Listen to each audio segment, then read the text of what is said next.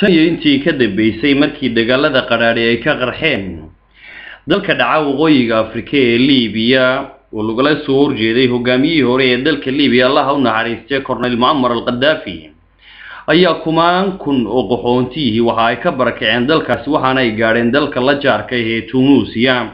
halkaasi oo ay ka dageen kaam loo yaqaano Shusha waxaana kumaanka kun ee qaxoontiga ahi badan ay ka soo jeedaan dalalka dhaca Saharaha hoostiisa oo ay ka mid yihiin dalalka Suudaan, Eritrea, Ethiopia iyo waliba Soomaaliya waxaana wadamada kale ee ku weheliya kaamkaasi kamid ah Bangladesh, Pakistan, Palestine iyo waliba Iraq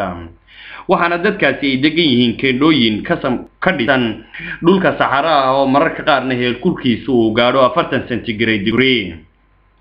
waxaana dhibaatooyinka ugu badan ee dadkaasi haya kamid ah biyo la'aan, cunto xumo iyo waliba iyagoo aan haysanin musqulo si wanaagsan u asturan kuwaas oo gaar ahaan aan u fiicnayn haweenka waxyaalaha kale ee dhibaato ku haya ee la xaqiijiyeen waxa kamid ah masaska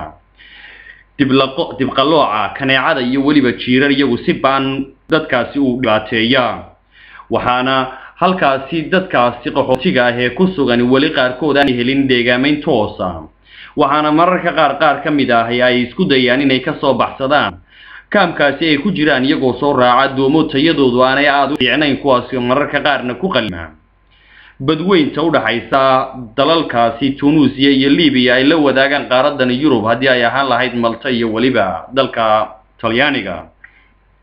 waxaana hore heshiis u kala saxday hogaamiyaashii la guuleystay kii Liibiya Muammar al-Gaddafi iyo waliba hogaamiyihii kale ee laga guuleystay ee dalka Talyaaniga Silvio Berlusconi si qaxoontiga halka loo galiyo waxaana haatan qaxoontigaasi ku sugan kaamka Shusha ee ku yaala dalka Talyaaniga oo runtii caafimaadkooda aad looga dayrinayo aanay helin dalyeel rasmi iyagoo hay'adaha u dooda dadkaasina sheegayaan in codka dadka ay banaanka u soo saari doonaan wali macda sida xilliga runta ah ee dadkaasi deegaameyntooda tooska loo qaadanayo iyadoo qaaradan Yurub wadamo kamid ah mararka qaar ay boqolaal ka soo qaadaan Mustafa Caashi Television Cable Jarmalka